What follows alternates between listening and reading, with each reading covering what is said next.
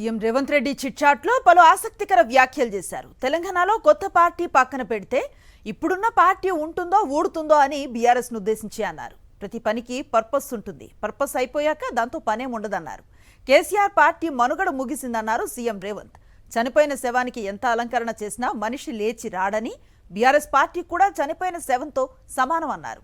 బీఆర్ఎస్కు గతం ఉంది, భవిష్యత్తు లేదు, ఉండదు అన్నారు. తెలంగాణ ఉద్యమంలో బీఆర్ఎస్ ఏం చేసినా చెల్లిందన్నారు. దాడులు చేసినా అవమానించినా పడ్డారని, ఇప్పుడు కూడా అలా ఉంటామంటే కుదరదన్నారు. 10 ఏళ్లు అధికారంలో అహంకార భావం, అధికారం తలకెక్కింది. అహంకారం పెరగటంతో 2023లో బీఆర్ఎస్ను ఓడగొట్టారన్నారు. ఆ తర్వాత వచ్చిన ఎన్నికల్లో గుండు సున్నా ఇచ్చారని, కేసీఆర్ కుటుంబం బీఆర్ఎస్తో ప్రజలకు సంబంధాలు తెగిపోయాయన్నారు. ఇప్పుడు పడే తాపత్రయం అంతా కుటుంబం కోసమే అన్నారు. కుటుంబ పంచాయతీతో వచ్చిన కొత్త సంస్థలను తమపై రుద్దొద్దన్నారు సీఎం రేవంత్ రెడ్డి.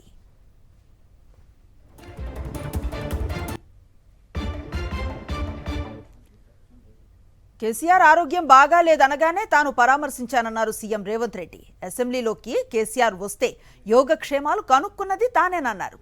హిందూ సమాజంలో కుటుంబ పెద్ద చనిపోతే వారసులకు వారసత్వం వస్తుంది. ఔరంగజేబు వారసత్వం కోసమే అందరినీ చంపేశాడు. ఒకరు చనిపోవాలని తానెందుకు కోరుకుంటానన్నారు సీఎం. వాళ్ళు చనిపోతే ఆ పార్టీ ఆస్తులు తనకు రావు అన్నారు. కేసీఆర్ తనకు రాజకీయ ప్రత్యర్థి తప్ప శత్రువు కాదు అన్నారు. 2023 నుంచి అన్ని ఎన్నికల్లో కేసీఆర్ను ఓడించారని, కేసీఆర్ మీద గెలుపు తనకు కొత్త కాదు అన్నారు.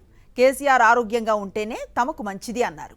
కేసీఆర్ అధికారంలో ఉండగానే ముఖ్యమంత్రి కావాలని కేటీఆర్ పలువురు మంత్రులతో మాట్లాడించింది ప్రజలు మరిచిపోలేదన్నారు. కేసీఆర్కు చెడు జరగాలని ఆయన కుటుంబ సభ్యులు మాత్రమే కోరుకుంటున్నారన్నారు. విశ్రాంత ప్రజాప్రతినిధి చావు కోరుకునే దౌర్భాగ్య స్థితిలో కాంగ్రెస్ లేదన్నారు. బీఆర్ఎస్ నేతల దగ్గర ఉన్న ప్రభుత్వ భూమిని లాక్కుంటే కేసీఆర్కు కోపం వస్తుందన్నారు సీఎం రేవంత్ రెడ్డి.